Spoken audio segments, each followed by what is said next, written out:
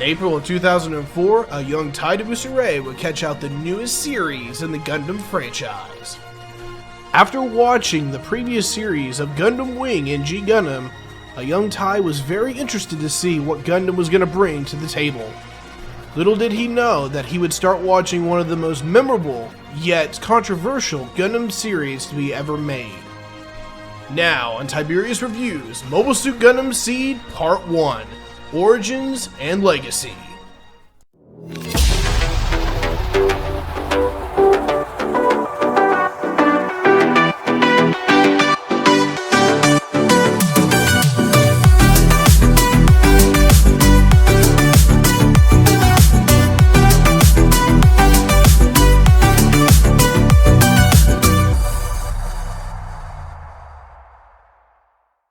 Hello everyone, and Gundam Seed is really controversial in the way that it is great for some and absolutely infamous for others. And to be honest, there's no reason as to why it can't be both. And let me basically break this down into a whole. The show, number one, is two different shows. You have the starting arc, or the first half of the show, that is largely a battle between friends and a fight for survival, to the point where it's got interpersonal drama, and it's basically an odyssey that goes from basically the station Heliopolis all the way to Earth, and then basically surviving fights around Earth, and the integral relation between two friendships. Wonderful thing. Absolutely great.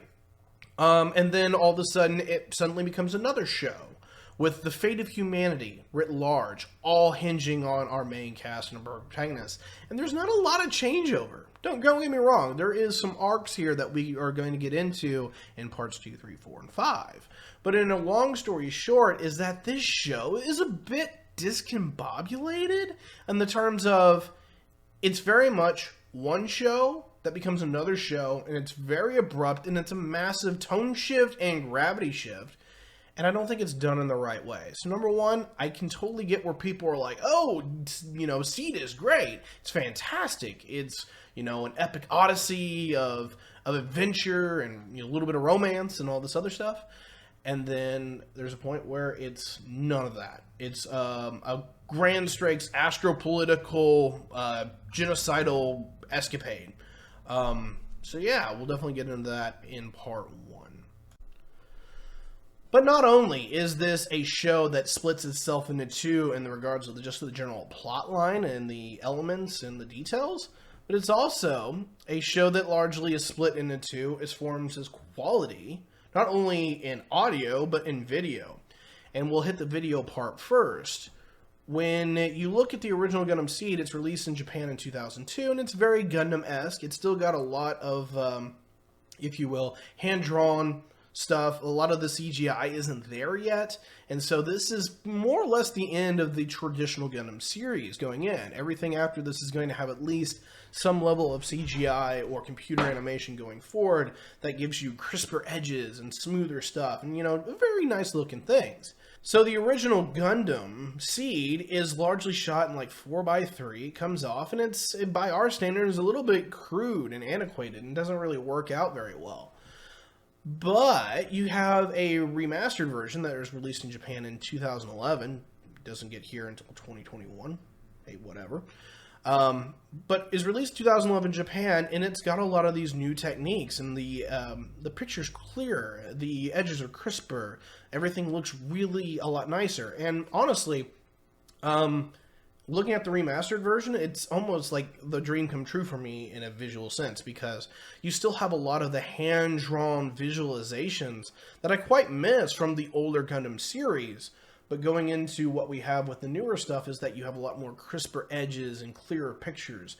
And so you get a lot of the best of both worlds from the HD remasters. And so I can totally get where people who have watched only the 2002 version have largely gone, wow, that looks like crap. There's a lot of reused animation, and there's a lot of pink explosions and whatnot, which they did keep a little bit. But the remastered version has a lot more of a crisper edge, a lot more of a clearer picture, and it's just visually far more interesting to look at, and particularly in the amount of stuff that they either reworked or re-added.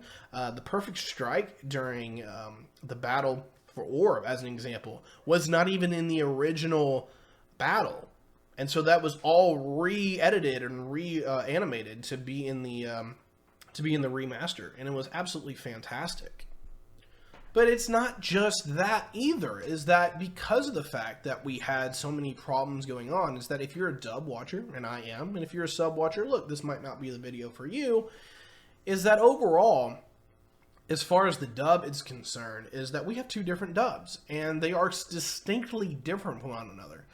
Now, I'm going to get my stuff a little bit wrong here, but the first one is largely done by the Ocean Group outside of Vancouver, and you'll have very many famous voices that you'll recognize and hear that is part of this dub. And it's a really good dub in some aspects, but then you'll have another dub which is largely, it's not the Funimation Group, but it's largely licensed by Funimation, and you'll have a lot of Funimation people involved in that one.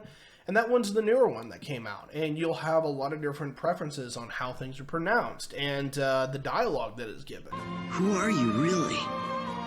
I am simply Lacus Klein, and you are? Kira Yamato. Who are you, really? Lacus Klein, and you're Kira Yamato. And that can absolutely change people's experience to where they'll watch the original dub and they might be nostalgic for it, and they hear this new dub and it's like, it's not right, how dare you?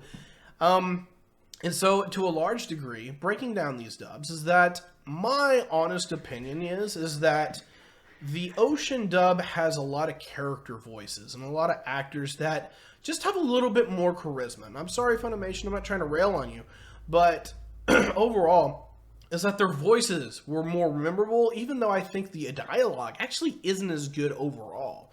There's a lot of times where I was watching the remastered and the Funimation dub, and while I don't as much like the voices overall, I tended to find that the Funimation dub always had the better dialogue. When I just would compare them point for point, is that I really enjoyed what they were saying in the Funimation dialogue, and that was... it was a lot more serious, it was a lot more grounded, and I'll put it this way, the dubs actually seem to have a correlative factor, if you will, between one part of the show and the other. And so I'll put it this way, I really enjoy the Ocean dub of the first half of this series, because even though I think there's some points that the Funimation dub is better with, overall, as far as how things are conveyed, is that the gravitas of these character voices really make this part of that epic odyssey that's really fun. And so I have very fond memories of the 2002 version that, go to test of time, and I'll still happily watch it. Mula Flaga, launching! Don't let them get you before I return. But when you get into part 2, is that I really found the Funimation dub to be just generally better, even though I missed some of the character actors. Overall, is that it was just a lot more gravity, it was a lot more serious, and it really reflected the tone shift in a very strong way to where when they're talking about these serious issues, it actually comes off a lot more serious, a lot more real, and a lot more emotional. And it was really well done. I do want to point out some highlights, though. Overall, number one is that Mark Oliver as Raul Crusade absolutely knocks it out of the park. Justice and faith, ignorance and escapism, they never learn, they never listen. But there is a lot of the Ocean actors that I really just enjoyed their voices at. Matt Hill as Kira is a little hit and miss with me, but I found that he's very passionate in the way that he delivers his lines. I don't think his lines served him very well. Shut up! But also you have Trevor Duvall as Mula Flaga, and it's absolutely wonderful in the way that this character is done. And that's nothing to say anything against Tom Wayland from Funimation. That does his character a lot of justice. It's just, it is a bit of a tone shift where, I'm going to say it, I love Trevor's take on Mula Flaga from the first half of this series. But the second half of the series, I actually like Tom Wayland's interpretation, because while Mu is very flamboyant and blusterous in the first part, and it really gives him that Top Gun flyboy mentality with Trevor's interpretation. All right! Is that Tom's is a lot more serious. Yeah! And when we get into the second half, is that seriousness is very much needed. And I don't think that these two performances are that radically different. I think Tom is actually incredibly underrated in his portrayal of this character. But I think overall, and in a nutshell, is that I do prefer Trevor's voice overall, but Tom really knocks it out of the park in the way that he delivers this character, and particularly in part 2 or phase 2 of this series, is that it gets really, really good for him. On the other hand, is that there's a few other characters that I would absolutely sound off on. Patrick Zala, Andrew Kavitas, I believe is how it is, and the original Ocean dub is also fantastic. And while I think his dialogue is actually terrible for the most part, except for Phase 2. It's the only time, one of the few times that I actually like the Ocean dub in Phase 2 more, is that Phase 1, Andrew's interpretation just is very lackluster. But when you get to see him really rile out, and you get him to hear him really get personal, is that he brings a character to Patrick Zala that gets absolutely insane.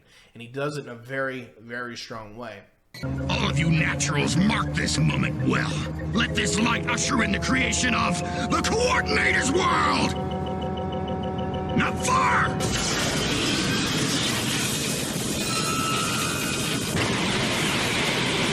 Unfortunately, Mark Dearson, or Doriason, I don't know how that's pronounced, just doesn't hit it for me. And I do apologize if you ever watch this. It doesn't go along with the character.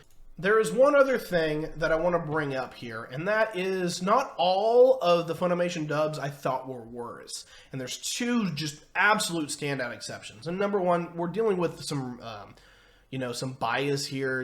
When you get familiar with characters, you don't like to see them change. But there was two that almost immediately struck out to me that I just enjoyed far more. Number one was Flay Alster. When you get into the Funimation dub, Erica Mendez just absolutely knocks it out of the park as Flay Alster.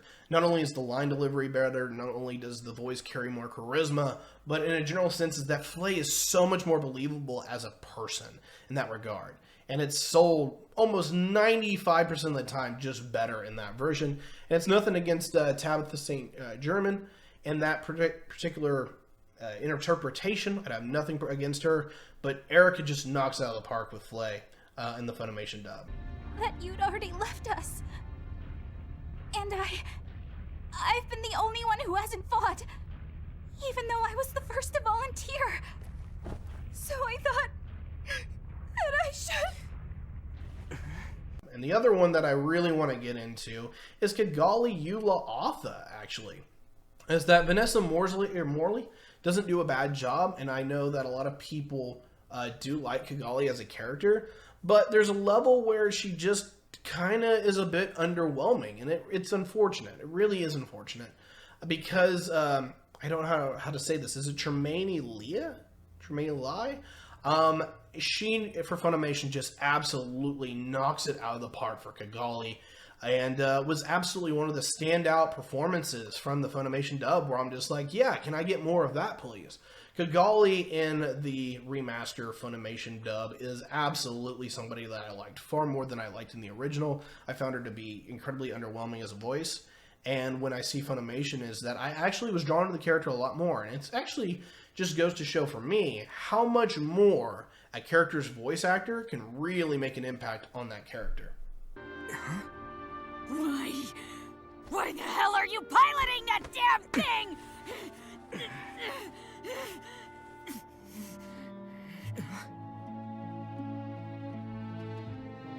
It's you. You're that person I met back at Morgenroth. Let go, you bastard! So I want to start wrapping up by moving into the general origin and the reception that this whole title really had. And at least where Gundam Seed has kind of gone off with is that it was supposed to be, when it was made in 2002, the Gundam series for the new millennium, right? Or at least the new century. Or Gundam, if you will, for the 21st century. It's had a lot of different spin titles to it. But in a nutshell is that the question is, did it get it? And to some degree, I think the answer is no. I think it actually hit some pretty strong things overall, particularly in the regards of how we may have to deal with eugenics. But the problem is that we're not quite there yet, and even almost 20 years down the road, is that we really haven't quite hit the bastion of what the series really was trying to get at, or the issues that are on the table. Another series that actually does this very well is probably Gundam 00, and at least from the people that I've talked to, of fellow fans and whatnot, is that just pretty much across the board, Gundam 00 is the 21st century Gundam, or at least the first one of them.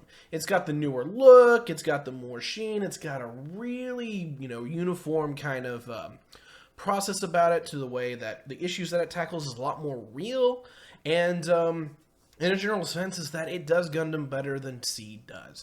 Now, I'm not going to say that that's absolutely the case, as far as, one is better than the other, but I will be doing a Gundam 00 review eventually. What I am going to say is that, does Gundam Seed do what it was meant to do? I think the answer is kind of no. And it really just comes to the part of where I was talking about before. One side of this is this action-adventure, space, Earth odyssey, a battle between friends and a battle of survival kind of thing. And it's wonderful. But then it becomes the whole, mutiny of, oh crap, the world is all on us. And, 3 ships, that's it? It just completely goes unhinged into a different point. And it's not that it doesn't raise serious things. I love the philosophy of, what are we fighting against? Or if we're not fighting for this, what are we fighting to stop, right? It's a really real thing, and it's a great theme overall. There's a lot of good themes in this series. But we're not going to tackle that here. I just wanted to give the general overview of where I stand on the matter, and where the reception overall for this was. And a lot of people don't like the story confusion, and we'll talk about Jesus Yamato and whenever that part comes up, and that'll actually be in part 4. So if you're not familiar with me, my name is Tyberius, otherwise known as Tyberius D throughout all of the internet, and I am a massive nerd. Not only do I talk about Gundam Seed, but I'm also a massive Star Wars fan. Go check out the Kreia review. Or a Star Trek fan, go check out the William T. Riker review. But my main claim to fame is twofold. Number one is that I studied in political science and economics, and I look at the world through the lens of geopolitics, and that's where geography, demography, economics, and politics all kind of blend together into the super mesh of how the world develops and why it develops in certain places better than others. The other thing I'm known for is being a Twitch panelist. Either I will get together and I will make my own talk shows on Twitch, whether I just one-on-one interview, or, I bring a couple people together to talk about an issue, or I get invited on other shows, and there's plenty of content on that regard that you can check out. If you're looking for more refined content, highly edited stuff, that's pretty rare. I don't have a lot of time. But if you want to help me out, definitely like, share, subscribe, do all those wonderful things. Let people know that we're out there. And the more that you let people know where they're out there, the closer I can do more of these refined things that I would really like to do more. Because, well, I go to school, I have a full-time job, and then I do this on the side, and obviously Twitch is helping me pay my bills, and YouTube is not. So, if you guys can help me get to the point where, we bust 1,000 subs, or inherently, if people like this review enough, if we can crack into some serious attention, that we can start snowballing into some serious effects, I would really appreciate that. But anyway, I hope you guys enjoy everything that I did, and be sure to catch out part 2. Next time on Tyberius Reviews, Gundam Seed Part 2, Escape to Earth. Join us as we watch a young Kira Yamato go from student to soldier, as friends and enemies are forced into a growing battle that may consume all of humanity. It's a 13-episode odyssey that asks the question, what happens to you when you are thrown into the horrors of war? Thank you for joining us. It has been a pleasure, and always remember, grab your shield and defend your friends, Gundam!